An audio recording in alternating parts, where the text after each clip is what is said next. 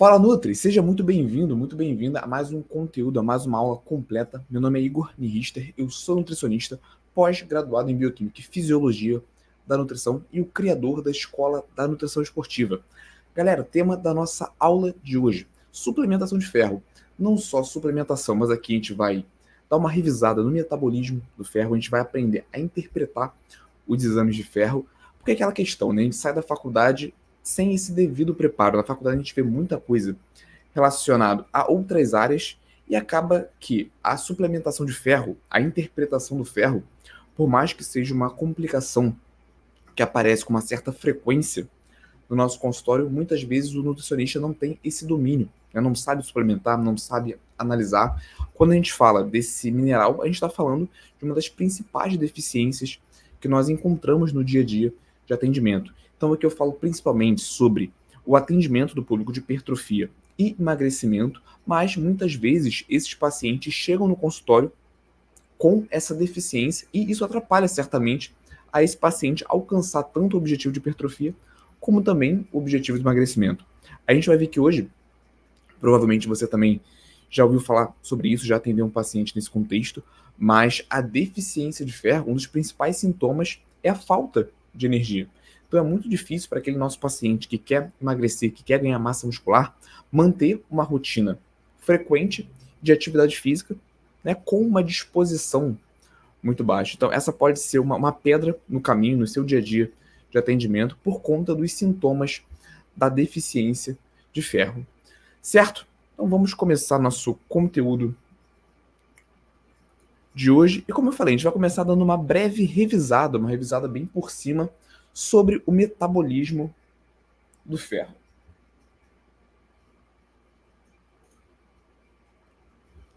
Galera, vamos lá. A gente vai fazer ali uma refeição, nosso paciente vai fazer uma refeição, ele vai, né, fazer a ingestão dos alimentos fontes de ferro. E aqui eu queria explicar para vocês como que esse ferro ele vai passear no nosso metabolismo para desenvolver as suas funções. E por que que eu acho interessante a gente começar com essa revisão? Porque mais para frente, na nossa aula de hoje, quando nós olharmos para os exames, para os marcadores bioquímicos relacionados a uma possível deficiência de ferro, você vai conseguir fazer esse link aonde é que está faltando determinada proteína, determinado marcador e como que isso pode estar relacionado com um sintoma que o seu paciente ele está sentindo. Beleza? Então vamos partir aqui de uma ingestão dos alimentos fontes de ferro. Esse ferro, ele vai chegar, esses alimentos fontes, ele vai chegar até o nosso intestino, até o nosso lúmen intestinal, e ele vai fazer essa passagem, né, do lúmen intestinal pelo enterócito. É o enterócito, representado ali na imagem de forma azul, acredito que isso aí é um azul mais clarinho em relação ao fundo branco, e ele vai passar por esse enterócito para chegar até a circulação sanguínea, certo? Para você que ainda não, na verdade, para você que não sabe, não teve esse conhecimento na faculdade ou não lembra, na última aula, aula 114, que está no YouTube, eu falo sobre células intestinais. Então, esse conteúdo ele já foi explicado, eu não vou perder muito tempo revisando isso aqui, beleza? Mas o ferro, ele passa pelo enterócito, né, e para fazer isso, ele conta com essa proteína que é a DMT1. Tá? A nível de curiosidade, esse é o nome desse transportador. Então o alimento, o ferro, ele sai do alimento, passa pelo enterócito, né, e passa pelo enterócito, e dentro do enterócito, para ele chegar até a circulação sanguínea, ele precisa dessa outra molécula aqui, que é a ferroportina. A ferroportina, galera, como se fosse uma torneira que vai regular esse transporte do ferro para a corrente sanguínea. Tudo bem? Então nem todo ferro que a gente consome vai chegar até a corrente sanguínea. A ferroportina ela faz essa regulação. Então é como se ela exportasse esse ferro que está ali dentro do enterócito para a corrente sanguínea de acordo com a necessidade. Então ela faz essa regulação. Tudo bem? Uma vez que a ferroportina ela entendeu que é interessante pegar aquele ferro e jogar para a corrente sanguínea, né, esse ferro ele é absorvido. Então, de fato, nós temos, a partir daí, a absorção do ferro. Lembrando, galera, que a hepcidina, né, que é essa proteína que eu coloquei uma coroa em cima, ela controla todo o metabolismo do ferro. A gente vai ver mais para frente na nossa aula de hoje que também ela é muito sensível à inflamação. Então, se o nosso corpo está inflamado, a gente está passando por uma infecção, até mesmo uma inflamação crônica, como o caso da obesidade, por exemplo, né, que eleva os nossos marcadores inflamatórios, a epsidina ela pode se elevar também, já que ela também responde ao processo de inflamação, inclusive, né, inibindo a ferroportina, inibindo a ação da ferroportina e atrapalhando esse processo de absorção do ferro, certo? Então, uma inflamação, né, mais grave pode desencadear todo esse processo que eu acabei de explicar e comprometer a absorção do ferro, tudo bem? Então, a partir de uma inflamação, nós podemos sim ter uma deficiência, apresentarmos uma deficiência de ferro. Beleza? Mais uma vez que esse ferro chegou na corrente sanguínea, né, qual que é o próximo ponto? Já mudei aqui um pouquinho a imagem. O próximo ponto desse ferro é se ligar na transferrina. Tudo bem? Então, vai anotando, Nutri, se precisar dar um pause, volta, né, na explicação, vai absorvendo esses conteúdos, esses conhecimentos em relação a esses nomes, né, a transferrina principalmente, porque a gente vai olhar isso lá no exame de sangue daqui a pouquinho quando eu entrar nesse ponto, certo?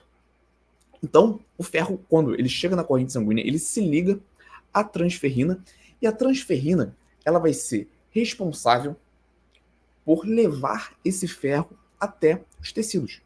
O ferro ele vai ser utilizado em diferentes tecidos, tudo bem? E ele precisa chegar até esses tecidos. Então, quando a gente fala transferrina, eu quero que vocês lembrem do de transferir.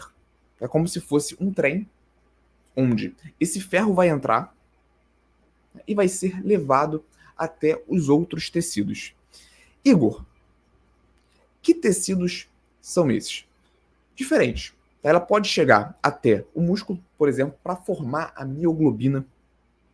A mioglobina ela vai armazenar oxigênio dentro do músculo. Nosso músculo vai utilizar esse oxigênio. Tudo bem? Então, a mioglobina ela se apresenta dentro do músculo para estocar oxigênio e também para fazer essa circulação do oxigênio. Tá? Esse ferro ele pode ir para a medula óssea, que é a nossa fábrica de células vermelhas e células brancas. Tudo bem? Então, o ferro ele vai ser matéria-prima para construção da hemoglobina presente nas hemácias, para construção de hemácias, para facilitar, né, para oferecer esse papel de translocação do oxigênio. Então, o ferro ele está relacionado diretamente com a construção das moléculas que vão transportar o oxigênio. Então, aqui a gente já começa a entender a importância do ferro. Sem dúvidas, aí é um dos micronutrientes mais importantes. Quando a gente tem uma deficiência, a gente vai ter uma série de comprometimentos. Tá? O ferro também, ele vai, além das células vermelhas, ele ajuda na produção das células brancas, que podem dar origem ali aos leucócitos. Tá? Então, quando ele chega ali até a medula óssea, a gente pode considerar que ele vai ser utilizado como matéria-prima para a produção de diferentes células. Além disso, esse ferro ele vai chegar até o fígado. No fígado, pessoal, e aqui eu vou pedir para vocês, né, anotarem mais essa informação no seu caderno, mas no fígado, esse ferro ele vai ser estocado também na forma de ferritina. Tá? Então pensa no seguinte, no fígado tem um pote para armazenamento, a transferrina vai chegar como se fosse um trem até o fígado e vai descarregar esse ferro para ser armazenado na forma de ferritina. Certo? Então, a ferritina é uma forma do nosso corpo estocar o ferro no fígado. Perfeito, pessoal. Então, aqui a gente fez uma breve revisão sobre o metabolismo do ferro. Eu queria entrar aqui, antes da gente começar a pensar em como que a gente vai suplementar, como que a gente vai analisar os exames nas funções do ferro. E por que, Nutri, que vai ser extremamente importante nós entendermos as funções, diferentes funções do ferro, além dessa parte estrutural aqui e bioquímica e fisiológica que eu trouxe. Porque a primeira coisa que você vai avaliar no seu paciente antes de solicitar um exame, né, de ferro, antes de até mesmo interpretar o exame de ferro que ele trouxe para você, digamos que ele já chega na consulta com esse material pronto, a primeira coisa que a gente vai analisar são os sintomas. Isso acontece durante a anamnese. Aí você pode e deve perguntar como que seu paciente se sente ao longo do dia. Eu ensino lá na formação, quando nós vamos realizar a anamnese, uma pergunta relacionada à atividade física. Como que é a sua disposição para fazer atividade física? Qual é a sua motivação para fazer atividade física? E ele pode falar que ele se sente muito cansado, ele tem uma energia muito baixa ao longo do dia, e essa informação associada com outros fatores que nós já estamos começando a entender, né, vai ser bem interessante para você fazer esse diagnóstico de possível deficiência de ferro. Às vezes o seu paciente ele relata que ele se sente muito cansado e não é que ele seja preguiçoso. Ele pode sim estar apresentando uma deficiência de ferro, mesmo que inicial. Tudo bem? Então não existe essa questão de você diagnosticar um paciente com a deficiência de ferro sem analisar os sintomas. Seria ali um diagnóstico incompleto. A gente vai ver também que existem alguns marcadores no exame de ferro que eles não são tão fidedignos. Então você não pode sair suplementando ferro só porque o marcador ali deu um pouco alterado, sendo que esse paciente ele não tem sintoma nenhum. Entende? Então entender os sintomas nessa etapa aqui da aula que a gente vai entrar é bem interessante para durante ali a anamnese você já começar a desconfiar, começar a elaborar esse diagnóstico de deficiência de ferro. Perfeito, pessoal? Então vamos lá, vou mudar aqui o nosso slide. Perfeito.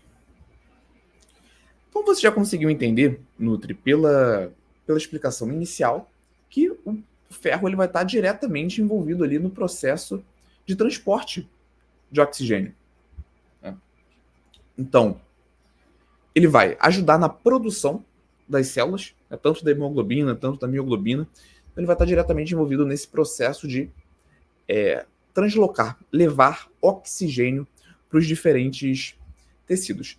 Além disso, ele também vai ter um papel importante na síntese de DNA e metabolismo de energia, além de síntese de hemoglobina e mioglobina. Sintomas. Nutri, o que você pode já começar a entender durante a anamnese do seu paciente e associar isso com uma possível deficiência?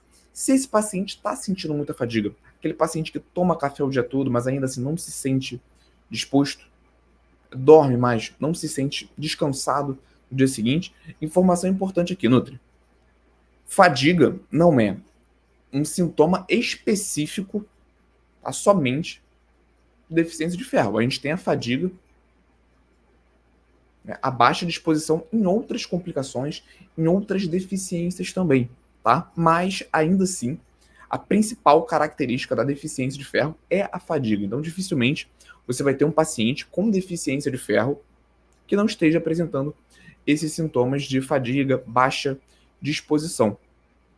Tudo bem? Outra questão não, tá relacionado com a mesma questão. Essa fadiga, qual que é a justificativa, né, para essa fadiga que o nosso paciente sente? O ciclo de Krebs ele é responsável por gerar energia para o nosso corpo. Parte dele, em um momento específico desse ciclo de Krebs, nós temos uma enzima chamada aconitase. Não vou entrar especificamente no ciclo de Krebs, não existe essa necessidade para a gente entender, mas é uma enzima importante nesse processo do ciclo de Krebs e é uma enzima dependente de ferro. Se a gente não tem ferro suficiente na nossa corrente sanguínea, na nossa alimentação, no metabolismo de ferro, a gente tem um comprometimento na ação dessa enzima chamada aconitase. Então é como se esse ciclo de Krebs ele ficasse empenado, ele não rodasse exatamente como ele deveria. E isso gera ali um comprometimento nesse processo geral de geração de energia. Tá? Então essa é uma das justificativas para a percepção de fadiga em pessoas que estão com deficiência de ferro.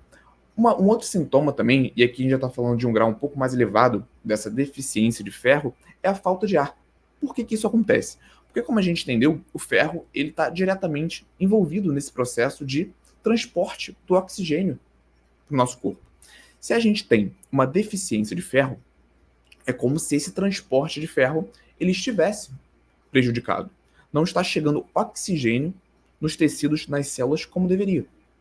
Então, o que o nosso corpo faz como um metabolismo compensatório? Ele aumenta a nossa frequência respiratória.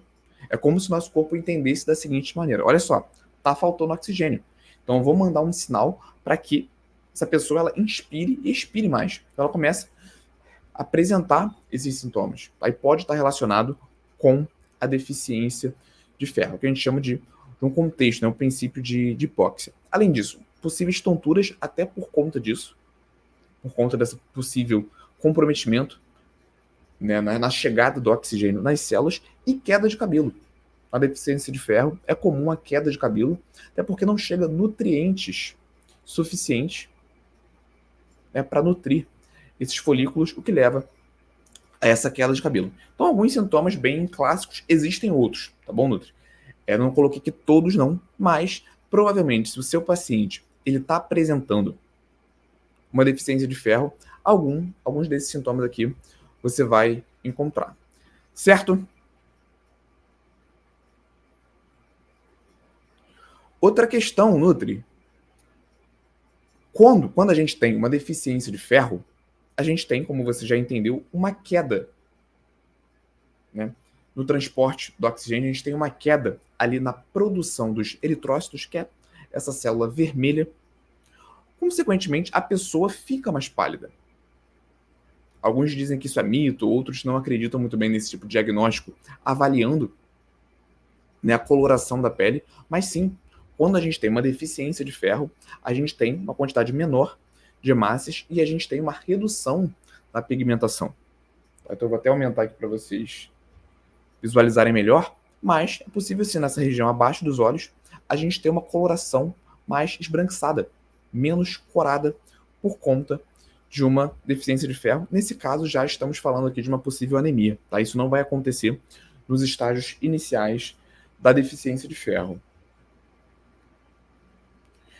Dito isso, Nutri, vamos para as nossas recomendações diárias.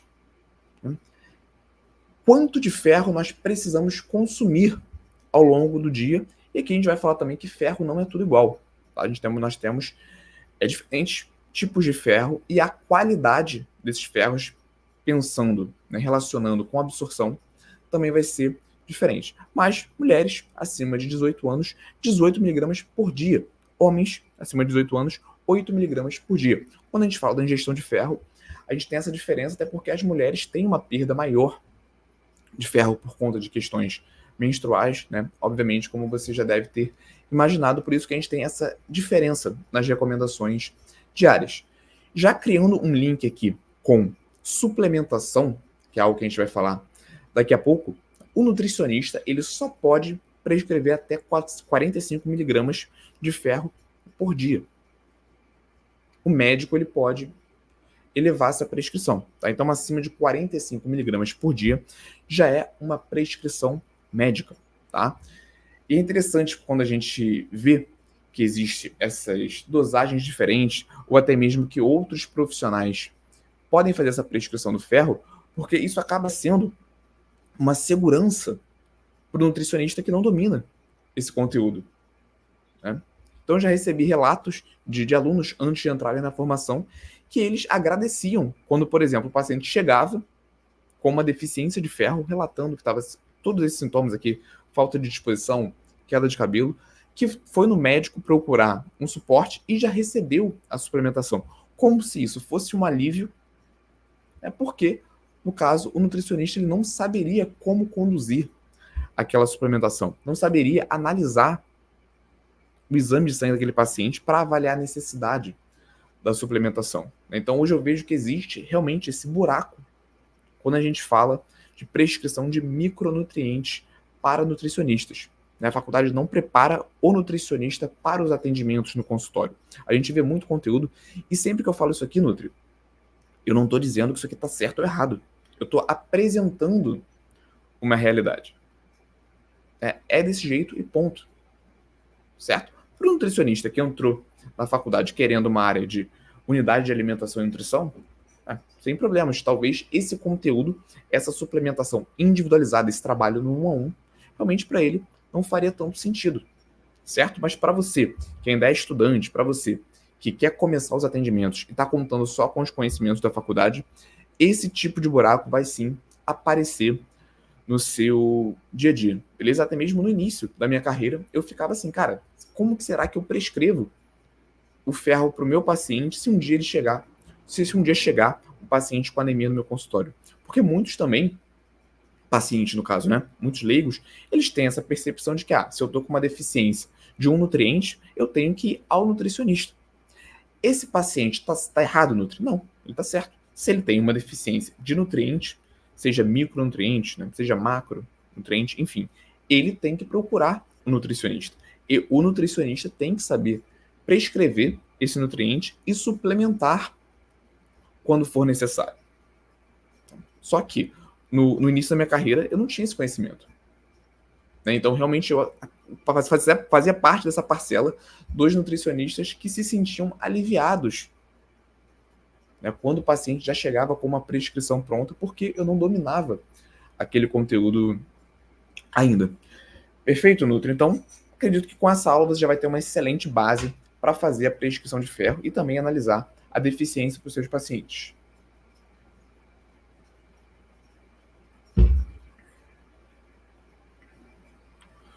Continuando, pessoal.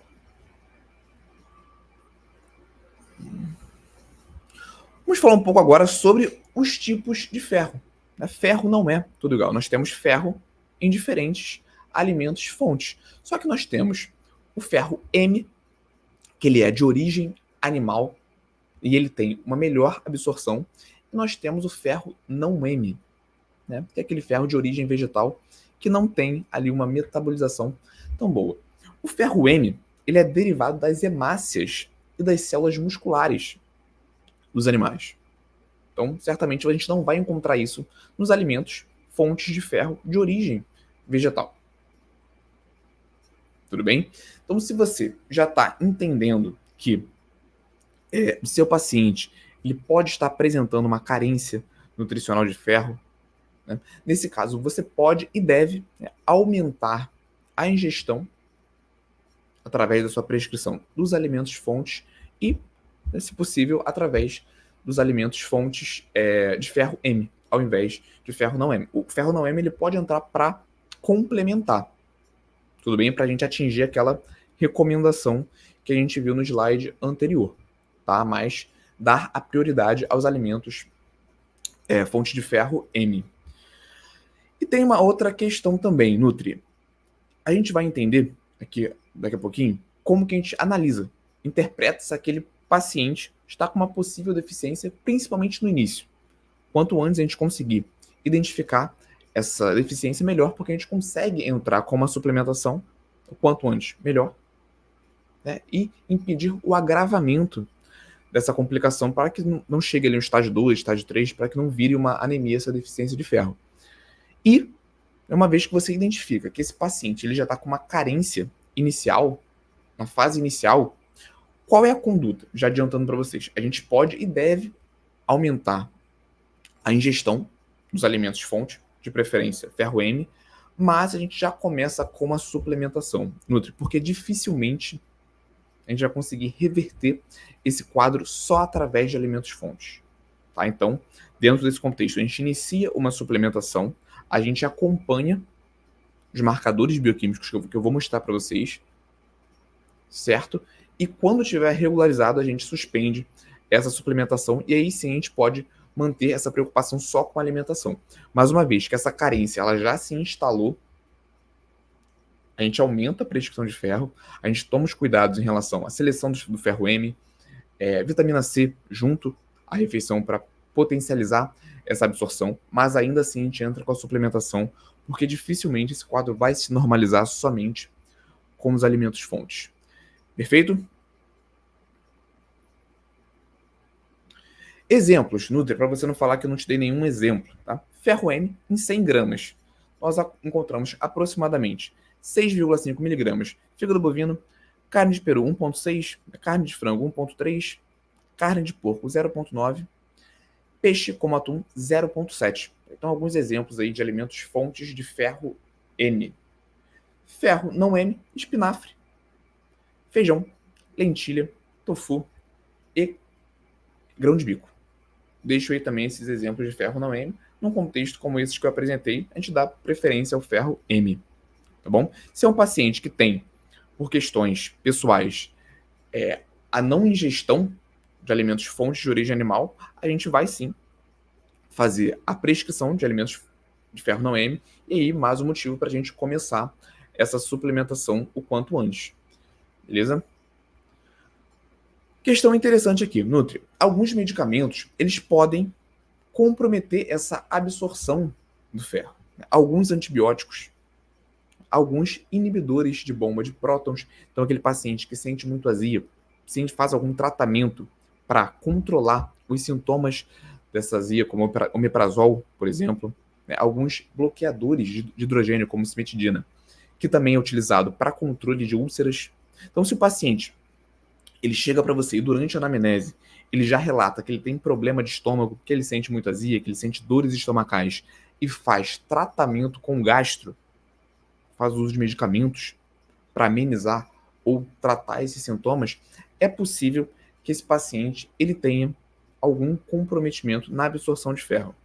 Igor, quer dizer que todo paciente que faz uso desses medicamentos vai apresentar deficiência de ferro? Não, tá? Mas se durante a anamnese você perguntar isso para o seu paciente, ele relatar que faz o uso desses medicamentos, você já tem ali um sinal de alerta, né, para relacionar com os possíveis sintomas que ele está sentindo. E se o paciente faz uso desses medicamentos e tem aqueles sintomas que eu mostrei para vocês, né, aí você já tem ali uma justificativa para prescrever exames, marcadores bioquímicos, analisar marcadores bioquímicos relacionados a isso para iniciar a suplementação. E se o paciente já tem esse exame pronto, é só uma questão de você confirmar esse diagnóstico para iniciar a suplementação. Igor, que exames são esses? Vamos lá, Nutri, vamos chegar aqui na parte que vocês tanto esperam, que é analisar os exames de sangue do paciente e, a partir desse diagnóstico, iniciar a suplementação. O melhor índice, Nutri, para você começar a avaliar essa possível deficiência de ferro do seu paciente é o IST, Índice de Saturação de Transferrina. Nutri, esse índice ele é apresentado em valores percentuais e ele mensura a relação entre o ferro sérico, aquele ferro disponível na corrente sanguínea, e a capacidade total de ligação do ferro, a transferrina. Então ele mensura como que esses dois elementos estão se conectando. Uma baixa no IST pode estar indicando uma deficiência de ferro. Então, se o seu paciente ele apresenta um IST abaixo de 20%, ali 13, 14, 15%, isso já indica uma possível deficiência de ferro inicial. Grave essa palavra, uma possível deficiência de ferro inicial. E mesmo, Nutri, que esse paciente ele apresente os outros marcadores bioquímicos que a gente vai ver aqui de ferro dentro do valor de referência, se ele apresenta um IST abaixo dos 20%, já é interessante sim você começar com a suplementação, tá? Porque ele pode estar em um momento inicial dessa deficiência, mas se você não se atentar, isso pode evoluir. Por isso que eu gosto bastante desse exame, desse marcador, porque ele é um sinal de alerta. Ele é um marcador bem sensível, né, para deficiência de ferro, e você já consegue fazer esse diagnóstico e começar a suplementação antes mesmo disso impactar os outros marcadores que geralmente, né, se alteram em estágios mais avançados. Perfeito? Então, o primeiro marcador que você pode e deve avaliar é o IST do seu paciente. Se ele apresenta um IST de 14, 15%, já é interessante você começar essa suplementação. Outro exame interessante, que é a transferrina. A transferrina a gente já entendeu que ela é aquele trem que vai pegar o ferro e vai levar para os outros tecidos. Então ela tem essa função e o valor de referência de 250 a 420. Galera, a transferrina, ela, como eu falei, ela é um marcador que a gente tem que ter um pouco mais de de atenção. Porque se o nosso paciente ele estiver com uma deficiência de transferrina, esse marcador ele não vai cair, ele vai aumentar, como um mecanismo compensatório. Então, como que o nosso corpo entende esse contexto da deficiência de ferro e como ele relaciona isso com a produção de transferrina? Se tem uma deficiência de ferro no corpo, eu vou aumentar a quantidade, né, de transferrina para poder otimizar esse processo. Entende? Então, se eu, criando aqui uma analogia, eu tenho um rio, né, eu tenho os pescadores nesse rio, e eu preciso bater uma quantidade X de peixes a serem vendidos. Se tem menos peixe nesse rio, eu vou aumentar a quantidade de pescadores para conseguir alcançar essa minha meta de peixes. Entende?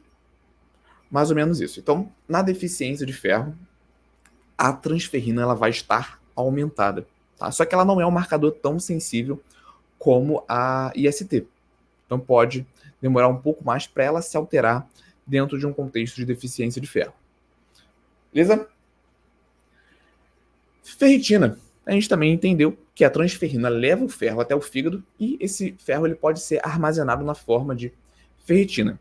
Na tela estão os valores de referência, né, para você consultar no exame do seu paciente, mas, como eu falei, não lembro se eu falei exatamente isso ou se eu me referi só à epsidina. A ferritina, ela também é uma proteína que responde de forma aguda a um contexto de inflamação.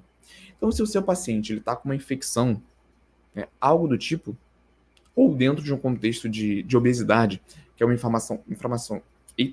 uma inflamação crônica, né, onde os marcadores inflamatórios eles estão um pouco mais altos que o normal, só que durante muito tempo, a gente também consegue ver ali um impacto na ferritina, ou seja, um aumento na ferritina. Por isso que a gente tem que ter atenção em relação a isso. Tá? Contextos de inflamação podem aumentar a ferritina. Ela pode estar mais baixa em outros contextos, como, por exemplo, um sangramento.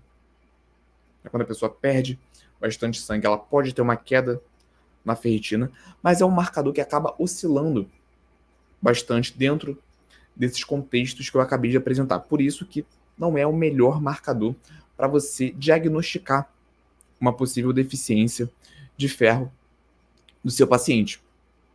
Tá? Uma questão que eu falei já nessa aula, mas que eu gostaria de ratificar é que se o paciente está com uma inflamação, isso pode elevar marcadores responsivos a essa inflamação, como, por exemplo, a ferritina e a epsidina. E uma epsidina elevada, ela inibe a ferroportina, ou seja, ela prejudica a absorção de ferro. Então, dentro de um contexto de inflamação, eu posso ter ferritina elevada, epsidina elevada e uma anemia, porque dentro desse cenário, a absorção de ferro está comprometida. Por essas explicações aqui, Nutri, você já consegue entender que esses marcadores do ferro, eles são, né, muito instáveis, por assim dizer. Não tem como você olhar simplesmente a ferritina daquele paciente e você diagnosticar uma anemia ou não.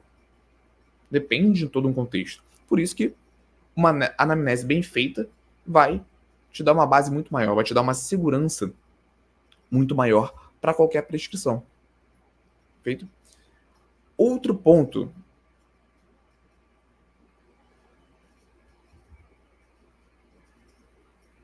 E a ferritina, galera, deixei aqui uma observação com o material de apoio, né? Como é que eu tenho montado essas aulas? Eu vou estudando esse conteúdo, eu vou desenvolvendo os textos e deixo esse material de apoio aqui com alguns pontos grifados para não deixar nem passar nenhum conteúdo aqui fundamental. Nos estágios mais elevados, né, estágio 2, estágio 3 da anemia, a ferritina ela vai ter uma queda. Perfeito? Tá? Então, se realmente aquele paciente ele está no estágio mais elevado dessa complicação, sim, você vai ver uma queda na ferritina.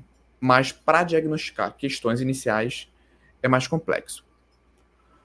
Próximo exame, Nutri, que você pode pedir mais que você vai analisar,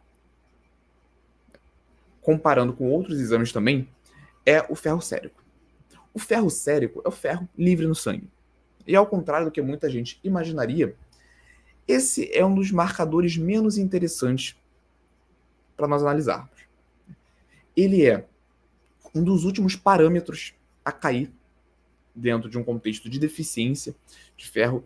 Ele tem uma oscilação muito grande ao longo do dia. Então esse ferro, na sua corrente sanguínea, ele vai oscilar de 10 a 40% por dia.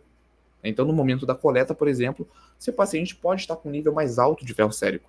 Só que em outro momento posterior àquele, aquele ferro se apresentar 40% inferior ao momento da coleta. Então também é uma informação muito volátil, muito instável, para você considerar sem outros marcadores acompanhando no momento de tomar uma decisão. Por isso que de todos esses marcadores que eu trouxe aqui, o primeiro que eu consideraria seria o IST. Através do IST você já consegue definir se você vai fazer uma suplementação ou não. É interessante ter esses outros marcadores de ferro para você ter mais base, analisar também outras questões, mas se você fosse escolher um único exame para avaliar, eu indicaria você escolher o IST. Perfeito? Mas no exame de sangue, coloque também essas outras solicitações. Perfeito?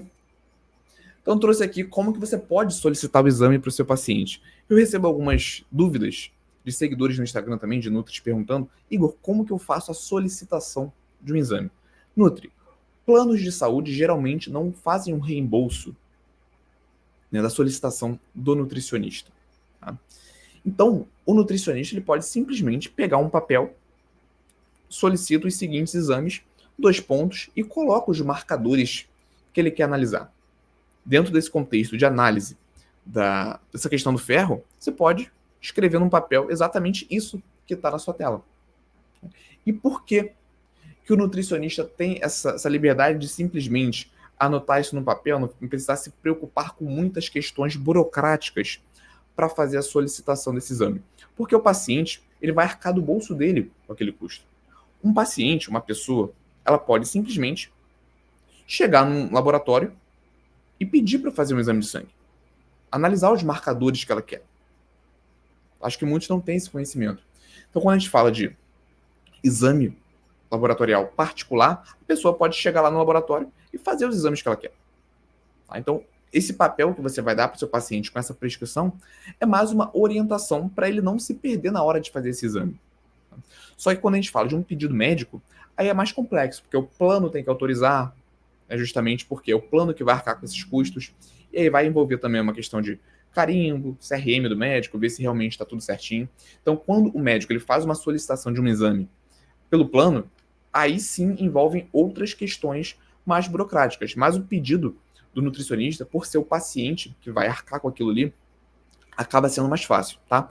Mas, Igor, eu tenho um paciente que tem plano de saúde e ele quer esse pedido para levar para o médico passar para ele fazer pelo plano de saúde. Excelente. O mesmo papel vai funcionar da mesma maneira. Você escreve no papel o que você quer solicitar para aquele paciente, né?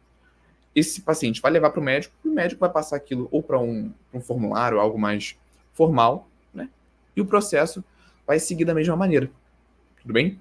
Nossos softwares de nutrição, hoje em dia, Nutri também possibilita a gente fazer isso de uma maneira mais simples, mais fácil. Né? Então, esse, por exemplo, eu fiz no Dietbox, selecionei os marcadores que eu queria, né? Imprimi, mandei para o paciente, ou então enviei por e-mail do paciente, então também é bem simples. Uma outra questão que eu adicionei nesse exame, que eu ainda não expliquei, Nutri, é o hemograma. Como você deve ter entendido ao longo dessa aula, a deficiência de ferro, Nutri, ela pode sim comprometer a produção dessas células da série vermelha. Então a gente tem uma queda ali dos eritrócitos no hemograma completo, no hemograma do nosso paciente. Então, em casos mais agressivos de anemia, a gente vai ter uma queda no hemograma, nas células do hemograma também. Então, vale a pena você adicionar isso no exame para você mensurar, para você acompanhar. Lembrando que essas células, elas só vão realmente diminuir de forma expressiva dentro de um cenário mais grave de anemia, então ela demora mais para cair, só que ela se ajusta muito rápido. Então, a partir do momento inicial da suplementação, em pouco tempo a gente vai ver uma melhoria nessas células do hemograma. Tá? Então, também vale a pena você prescrever junto com os outros marcadores que eu ensinei para vocês aqui hoje. Então, ficaria assim essa prescrição do exame. Dentro desses softwares de dieta, quando você coloca lá hemograma completo, né, ele já bota todos os marcadores, como aconteceu nessa imagem que eu estou mostrando para vocês, então você não precisa selecionar um por um. Tá? Então, eu coloquei lá hemograma completo, já me trouxe os marcadores para isso, e eu adicionei manualmente os de ferro que eu queria. Tratamento. Igor, já entendi que o meu paciente está com um quadro mais grave de anemia, ou então ele está no quadro inicial. Já entendi que para esse paciente vai ser interessante, vai ser importante fazer a suplementação de ferro. Como que eu posso suplementar? Você pode usar o ferro quelato, 45 mg por dia, que é o limite superior que o nutricionista pode suplementar. Tá? O ferro quelato ele é um pouquinho mais caro, mas ele tem uma vantagem em relação ao sulfato ferroso. É que o sulfato ferroso ele causa mais desconfortos gastrointestinais, mas pensando em suplementação de ferro, normalizar essa questão do ferro, os dois vão cumprir a mesma proposta. Então você pode prescrever para o seu paciente ou 45 mg por dia de ferro quelato ou 45 mg por dia de sulfato ferroso. Perfeito? Além disso, você pode, isso aqui é opcional, tá bom, Nutri? Adicionar para o seu paciente nessa prescrição vitamina A e L-cisteína para potencializar essa absorção, né, a produção dessas células vermelhas também. Então você pode também adicionar outras prescrições que com embasamento científico você entende que vai melhorar aquele quadro do seu paciente mais rápido. Então você pode desenvolver a prescrição como essa que está na tela. Uma vez ao dia pode orientar o seu paciente a tomar na hora do almoço, né, com outros alimentos fontes também, é uma possibilidade, mas é sempre monitorando a cada 3 meses para ver se esses marcadores de ferro eles estão se normalizando. Não existe um limite, por exemplo, de quanto tempo, o tempo máximo que você pode manter essa prescrição, você pode manter de forma crônica até esses marcadores estarem normalizados. Tá? Então confere isso a cada 3 meses. E se você, Nutri, está vendo que não está dando resultado, está se sentindo inseguro, pode fazer um encaminhamento médico também, né, para esse paciente receber um outro tipo de suporte. Perfeito, Nutri. Como eu falei, avaliar a cada 3 meses, mas foi isso. Isso que eu separei pra gente na nossa aula de hoje. Esse foi o nosso conteúdo. Espero que tenha te ajudado. Se esse conteúdo te ajudou, clica para se inscrever aqui no canal do YouTube. Se você ainda não segue o Instagram, já vai lá, @Escola da Nutri Esportiva. Segue também, porque praticamente todos os dias eu coloco novos conteúdos. Se ficou qualquer dúvida em relação à aula de hoje, pode mandar lá no Instagram, beleza? E compartilha com seus colegas estudantes de nutrição, com seus colegas nutricionistas. Vamos colocar essa galera para estudar, beleza? Muito obrigado pela atenção até aqui e até a próxima.